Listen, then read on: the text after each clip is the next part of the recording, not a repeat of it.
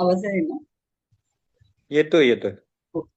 बुधवारी संध्याकाळी 7 वाजता दादाचा कॉल झाला. त्याच्यानंतर मग चालू केला की मी चालू करते म्हणून. आता 6:15ला चालू केलं होतं. 6:15 ते 7:30 दरम्यान चालू केलं. आणि म्हणजे मी सुरुवात केली तर त्राटक पासून केली होती. देवाचा दिवा लावला आणि सुरुवात केली. त्राटक केलं ते म्हणजे मंदिरासमोर बसूनच पहिल्या दिवशी केलं होतं. तर संध्याकाळी 10 साडे 10 पर्यंत मी केलेलं. तर म्हणजे 7:30 फक्त म्हणजे बोलणं झालं होतं दादाशी, तर मोस्ट ऑफ द नामस्मरणावरती भर द्यायचा. आणि मलाही मनातनं म्हणजे आता आपण जर म्हणजे आपण आता मी पण स्वामी समर्थांचं हे करते. पण जर आपण युट्यूब खोललं तर हे वाचा, ते होईल, ते करा, ते होईल, ते मला मनापासून खरं पटत नव्हतं. मी दादालाही बोलले की म्हणजे असं खूप हे येतात ना की हे वाचा म्हणजे तुम्हाला हे मिळेल, ते वाचा म्हणजे ते मिळेल. मी असं बऱ्याच ठिकाणी असंच बघितलं. मला ते मनापासून पटत नाही खरं ती गोष्ट. आणि एक ह्या प्रवासामध्ये मला एवढा मार्ग नक्की मिळाला की नामस्मरण बस. आणि दादाने मला एवढं एक्झाम्पल देऊन जे समजवलं ते मला फार पटलं. म्हणून मग मी फक्त नामस्मरण आणि फक्त नामस्मरण. त्याच्यात श्रद्धा आहे, मी गुरुचरित्रही वाचते, पण एक आपल्याला ते आत्मिक शांती मिळावी, त्यातलं आपल्याला काही कळावं या भावनेतून मला वाचायला आवडतं. म्हणून मग मी ते वाचते, स्वामी चरित्रही वाचते. पण मग हे वाचा आणि मग हे काय मिळेल आणि ते वाचा आणि मग ते मिळेल, ते मला थोडंसं अजूनही नाही पडत त्या गोष्टी. म्हणून मग मी आता ह्या प्रवासातून एवढं शिकले की फक्त नामस्मरण करायचं. त्याच्या व्यतिरिक्त सगळं पोचतं. जे आपण सगळं वाचून पोचत नाही ना, ते नामस्मरणातनं पोचतं. आणि आपल्याला जे कळतं ना नामस्मरण केलं, ती फिलिंग फार वेगळी आहे. म्हणजे ती शब्दात सांगता येत नाहीये. किंवा मग आपण स्वतःलाच ओळखायला शिकतो त्या दिवशी. माझं तेवढं म्हणजे फार वेगळा अनुभव मला पहिल्यांदा आयुष्यात असा अनुभव मिळाला की मी काहीतरी म्हणजे आपण करतो, नामस्मरण करतोय किंवा काही देवाचं करतोय. पण असं मला आजपर्यंत खरंच कधी वाटलं नाही की हा आपण देवपूजा करतो, आपण जातो देवापाशी, दिवा लावतो, बसतो, माळ ओढतो, सगळ्या गोष्टी होतो. पण जो अनुभव मी उपवास करून जो मिळवलाय तो अविस्मरणीय असा अनुभव असेल. तो कधी म्हणजे आता कंटिन्युटी तर हवी. माझी अशी इच्छा आहे की महिन्यातनं एक तरी उपवास माझ्याकडनं व्हावा. पण आता बघू, आता हळूहळू होईल अशी माझी इच्छा आहे. पण आता शेवटी त्यांची त्यांची पण इच्छा पाहिजे. आपण फक्त आपल्या इच्छेवरती नाही, त्यांची पण इच्छा पाहिजे आपल्याकडून करून घेण्याची. तर मग मी असं सुरुवात केली त्राटकला. त्राटकपासून सुरुवात केल्यानंतर संध्याकाळी माझे 7 ते 7:30 हजार जप करून मी 10:30ला दादाला मेसेज केला की एवढं काउंटिंग झालं आणि आता मी झोपते. सकाळी मी पूर्णपणे मोबाईल नाही तर नाहीच बघितला. आणि मेन मला फॅमिलीने पण फार सपोर्ट केला. मुलांनी पण टीव्ही बंद म्हटलं ना, म्हणजे नाही टीव्ही बघायचंय, तर मी बेडरूम मध्ये जाऊन बसला की जाऊ दे इथेच बस, टीव्ही बंद. मग मी किचन मध्ये कधी कंटाळा आला की बाल्कनी मध्ये जाऊन उभी राहायची. मग त्यांनी पण टीव्ही बंद ठेवला, लावला नाही. आणि "ए, नको तिला त्रास देऊ नको, ती बसले ना शांत बसू द्या." मेन घरचे पण सुखी झाले की आजी बोलत नाहीये. खूप शांतता आहे घरात. आणि म्हणजे खूप खरंच आणि मला अजून आता मी एक तो अनुभव दादाशी पण शेअर नाही केला कारण त्या दिवशी जरा जास्त असं हे झालं. तर पहिलं तर मी सांगेल की त्राटक जेव्हा मी केलं त्या दिवशी जिथे आपण ज्योत लावतो, आता प्रत्येक मोस्ट ऑफ द आपल्यामध्ये स्वामींचे करणारे बरेच जण किंवा त्यांना मानणारे पण आहेत. आपण जेव्हा ज्योत लावतो त्या ज्योतीमध्ये आपण स्वामींना पाहण्याचा प्रयत्न करतो किंवा जे कोणी आपलं दैवत असेल आपण त्याला पाहण्याचा प्रयत्न करतो. मी सुरुवात केली, 5 मिनिटं झाले असतील. तर मी त्या ज्योतीमध्ये स्वतःला बघायची. म्हटलं असं का होतंय? मी दोनदा डोळे बंद करून चालू केले. म्हटलं मला असं का होतंय? पण मी बघितलं नाही. आणि असं बसलेली योग मुद्रेत बसलेलं अशी मला दिसायची. मी म्हटलं हे काम माझ्याकडनं पूर्ण होणार म्हणजे होणार. म्हणजे ते एक भावना येते नाही की हा हे आपल्याकडून करून घेणार.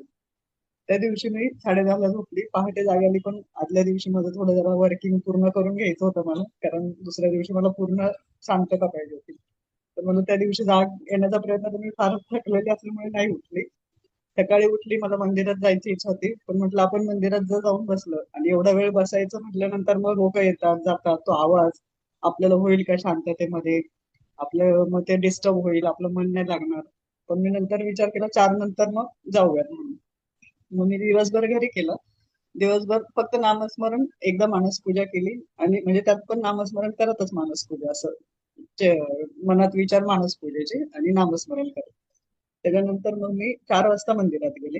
4 वाजेपर्यंत ना, म्हणजे आदल्या दिवशी 7 पासनं मी 11 ते समजा 7 वाजेपर्यंत सकाळी आराम, त्या वेळेत काउंटिंग नाही केलं. त्यानंतर पुन्हा 7 पासनं 4 वाजेपर्यंत एवढं काउंटिंग केल्यानंतर सुद्धा माझे 28,000 ते 30,000 झाले होते. हम्म. पूर्ण दिवसभरामध्ये म्हणजे आदल्या दिवसापासून दुसरा दिवस. पण नंतर जेव्हा मी मंदिरात गेले 4 ते 7 हा टाइम माझा मंदिरातला होता. 4 ते 7 या वेळामध्ये माझे 3 तासामध्ये तिथे 30,000 काउंटिंग झाले होते. म्हणजे मी 70 पर्यंत पोहोचली होती. म्हणजे मला ते इतकं मला आधी वाटलं होतं की नाही होणार माझ्याच्याने 1 लाख पर्यंत पोहोचणं. पण दादाची पण साथ होती सोबत. तुम्ही करू शकाल. दादाने मेसेज केला होता मला, उद्या सकाळपर्यंत तुमचं पूर्ण झालेलं असेल बघा. आणि ते खरंच झालं. त्यानंतर मग मी मंदिरातून आल्यानंतर पुन्हा आणि मोबाईल नाही बघितला, फोन नाही घेतला कुणाचा, बोलली सुद्धा नाही एक शब्द. पुन्हा खाण्याचं मला असं मध्ये, कारण चहा पिणं ह्या गोष्टी होतात. माझा चहा बंद होत नाही, अजूनही होत नाही दादा. आणि मग मी त्या दिवशी काही नाही म्हणजे काहीच नाही, फक्त पाणी. आणि विशेष म्हणजे मी मायग्रेन पेशंट होती. मला डॉक्टर म्हणजे आपल्यातल्या बऱ्याच जणांना माहित असेल, 2 वेळा जेवा आणि 2 वेळा. मी सुरुवातीला जेव्हा जॉईन केलं तेव्हाच दादाला म्हटलं होतं मी असं असं केलं तर मला मायग्रेनचं हे आलेलं पुन्हा. पण त्याला मला 2 वर्ष झाले. पण आता मी पूर्ण 36 तास उपवास राहून माझं काहीही दुखलं नाही. म्हणजे थोडा वेळ डोकं दुखलं संध्याकाळच्या नंतर. पण मग ते आपण शक्ती येतेच ना. मग त्या नामस्मरणाच्या ह्याच्यातनं मी ते अर्धा पाऊण तास थोडंसं वाटलं. नंतर ते ओके झालं. म्हणजे जो माझा प्रॉब्लेम होता मायग्रेनचा, तर असं जर मी कंटिन्यू एवढा वेळ जर काही खाल्लं नाही, तर तो त्रास किती जास्त व्हायला पाहिजे होता. कारण मी 2 तासावरती 2 टाइम वरती जेव्हा करायची ना, तेव्हा मला जवळपास झोपेच्या गोळ्या घेऊन डॉक्टर झोपवायचे, न्यूरोलॉजिस्टची ट्रीटमेंटने. ह्या परिस्थितीत माझी म्हणजे ती लेवलला कंडिशन होती. पण आता मी 36 तास करून मला एकाही गोळीची गरज पडली नाही किंवा काहीच नाही. म्हणजे इतका तो फार म्हणजे फार वेगळा अनुभव आला मला, की एवढा वेळ सुद्धा करून मला काही गरज नाही पडली. मी पाणी पिलं, ते पण पूर्ण तोंड उघडलं नाही. ग्लास आपला असं असं करून, म्हणजे व्हेरी जेवढं शक्य राहून सांगितलं, तोंड जास्त म्हणजे माऊथ जेवढं शक्य तेवढं कमी. फक्त असं ग्लास करून तसंच पाणी पिले. म्हणजे खूप बरं वाटलं की अरे हा म्हणजे होऊ शकतं, आपण केलं तर होऊ शकतं. तर आपल्याला मार्गदर्शक योग्य भेटले, त्याच्यामुळे ते झालं आपल्याच्याने. तसंच योगिनताईंचा अनुभव होता. पुन्हा यांचा नाव त्यांचं त्यांचाही अनुभव त्यांनी शेअर केला होता. त्याच्याबद्दल पण शिकायला नीलमताई. मिळतं पुन्हा. हा, नीलमताईंचा त्यांचाही अनुभव त्यांनी शेअर केला होता की असं असं केलं तसं केलं. त्याच्यामुळे मग अजून कळालं की हा असं करावं, असं करू शकतो, तसं करू. आणि ह्या सगळ्या गोष्टीतनं ते होऊन गेलं. आता त्यानंतर मग मी संध्याकाळी हा दुसऱ्या दिवसभर केलं. नंतर मग रात्री मी झोपली तर जवळपास 70 ते 80 झाले होते कंप्लीट रात्री झोपताना. त्यानंतर सकाळी आणि मी फक्त एवढीच प्रार्थना केली की माझ्याकडून हे होऊ दे. आणि मलाही तो मनात आत्मविश्वास होता की हा हे होईल. त्यानंतर मग मी सकाळी पुन्हा मला 3, 3:15 जाग आली पहाटे. पहाटे उठले, हातपाय धुतले आणि पुन्हा मी मंदिरासमोर जाऊन बसले. तेवढं केलं. पूर्ण माझे 1 लाख पर्यंत झाले. आणि नंतर मला पहाटे पुन्हा झोप लागून गेली. मग मला क्लास जॉईन करता नाही आला, कारण मी कधी झोपली लागली मला ते कळलंच नाही मला नंतर. मग उठून बघितलं, अरे 6:45 झालेले. मग म्हटलं आता जाऊ दे, आज करत नाही. मग क्लास नंतर दादाला कॉल केला की असं असं झालं म्हणून मग मी जॉईन नाही करू शकली. पण फार खूप वेगळा अनुभव होता. म्हणजे एक मला सांगायला आवडेल अजून मानस पूजेचं.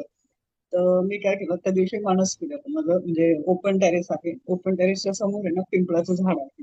हं. तर त्या पिंपळाच्या झाडावरती आहेत ना पक्षी असतात नेहमी आमच्याकडे. म्हणजे मी जसं आलं ना तर पक्षी असतात, कावळा, कोकिळ, चिमण्या वगैरे भरपूर असतात वेगवेगळ्या. खारुताई पण खूप आहेत. मग मी असं मला म्हणजे एक जागेवर बसून कंटाळा यायचाच. मग मी तिथून उठायची, ओपन टेरेस मध्ये येऊन बसायची. ओपन टेरेस मध्ये झालं की हॉलमध्ये बसायची. असं थोडं जिथे आपल्याला वाटेल आपले ते देवपूजेची आपली जी बसायची हे असते ती. आणि मी जिथे मी जाईल तिथे घेऊन जायचं आणि बसायचं. मग मंदिरापासून उठून मी ओपन टेरेस मध्ये बसली. तर मनात असं आणलं की हा आपण देवपूजा करतोय जशी आपण मानसपूजा करतोय. आणि त्या क्षणाला मला हे जाणवलं की, आणि मी दोनदा बघितलं पण ते खरंच होतं. तर मी मानसपूजा केली ओपन टेरेस मध्ये बसलेली. समोर पिंपळाचं झाड आहे. आणि मी असं म्हणत की आपण हा चला स्वामींना आणलंय, पाटावर बसवलंय, गॅलरीमध्ये आपण बसलोय, सजवले आपल्या समोर. आणि पिंपळाच्या झाडाखाली असतात असून असं श्रद्धा पण आहे. तर मी म्हणून तिथे करण्याचा प्रयत्न केला की बाबा चला आपल्याला एक तेवढं आपल्या समोर आहे तर तेवढं एक आत्मिक समाधान पण आहे. मग मी तिथे असं डोळे बंद आणि चालू होतं नामस्मरण करून डोक्यामध्ये.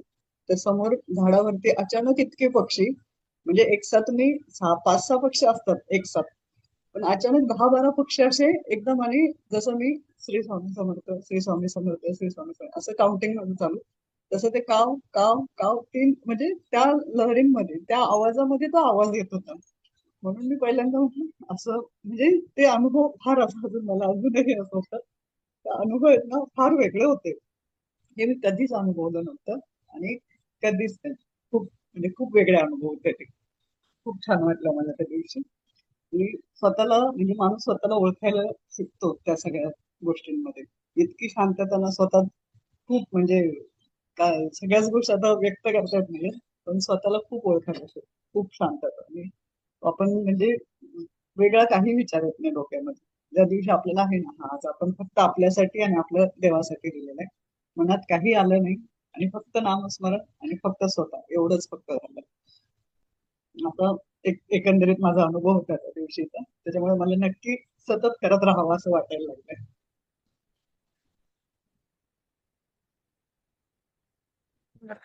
एक एक